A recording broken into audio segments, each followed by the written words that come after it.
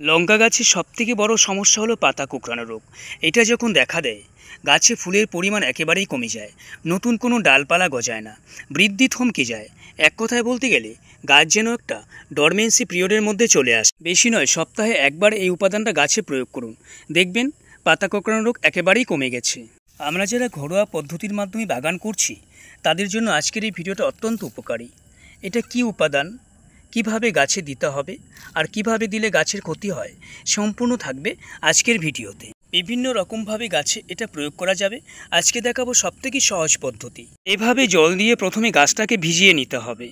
আপনারা চাইলে এই কাজটা খুব সকালবেলায় করতে পারেন, যখন গাছের পাতাগুলো শিশির ভেজা থাকে।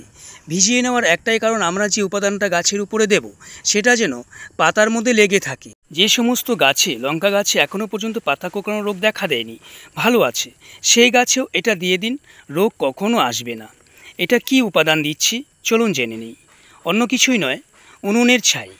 এই ছাইটা বাগানের প্রত্যেকটা গাছের মধ্যে এভাবে দিতে পারেন। পাতা কোঁকড়ানো রোগ কেন হয়?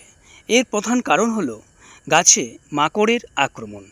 মাকড়গুলো দেখতে ছোট হয়, সেগুলো যখন ডিম দেয় গাছের পাতার দিকে, নিচের দিকে ডিমগুলো দেয়। এই ডিমগুলো ফুটে যখন বাচ্চা হয়, এরা কিন্তু পাতার রসটা খেয়ে নেয়। যখনই রস খেয়ে নেয় তখনই পাতাটা কুঁকড়ে যায়। এটাই কিন্তু রোগের প্রধান কারণ। ছাই প্রয়োগের পরে যে সতর্কতা আমাদের অবলম্বন করতে হবে, ধরুন আজকে আপনি ছাই দিয়েছেন, এই ছাইটা গাছে আমরা কতদিন রাখবো? দুদিনের বেশি রাখা যাবে না। দুদিন পরে সম্পূর্ণ গাছটাকে আবার জল দিয়ে ভিজিয়ে দেবেন, ধুয়ে দেবেন।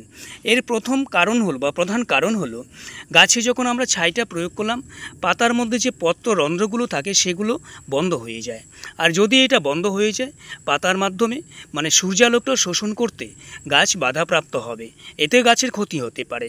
তাই দুদিন রাখবো, দুদিন পরে গাছটাকে পরিষ্কার করে দিতে হবে, তাহলে কোনো সমস্যা নেই।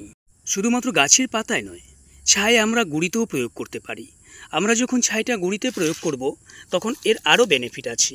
অন্যান্য পোকামাকড় যেমন বিনষ্ট হয়, আসতে সাহস পায় না, পাশাপাশি ছাইয়ের মধ্যে প্রচুর পরিমাণে পটাশিয়াম থাকে, গাছে ফুল ফল আনতে যথেষ্ট সাহায্য করে। অন্যদিকে ফুল ঝরা বন্ধ করতেও এর যথেষ্ট পরিমাণে ভূমিকা রয়েছে। কিন্তু ছাই আমরা পাবো কোথায়? দেখুন, আমরা সবাই গ্যাসে রান্না করছি, ছাইয়ের পরিমাণ কমে গেছে। লক্ষ্য করে দেখবেন, যেখানে চিড়ামুড়ি ভাঙানো হয়, ভাজা হয়, সেই সব মিলের মধ্যে ছাই পাওয়া যায়, সেখান থেকে সংগ্রহ করতে পারেন। আর যদি গ্রামে বাড়ি থাকে, গ্রামের বাড়িতে তো মাঝে মাঝেই উনুনে রান্না করা হয়, সেই ছাইটাও ব্যবহার করা যাবে। ভালো থাকবেন, সুস্থ থাকবেন। আজকের তথ্য শুধুমাত্র এটাই ছিল।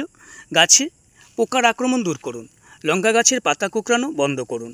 কিভাবে করতে হবে সমস্ত সমাধান বলে দিয়েছি, সম্পূর্ণ ঘরোয়া পদ্ধতির মাধ্যমে। তথ্য যদি ভালো লাগে তাহলে প্লিজ চ্যানেলটা সাবস্ক্রাইব করে এভাবেই সঙ্গে থাকবেন। সবাইকে নমস্কার।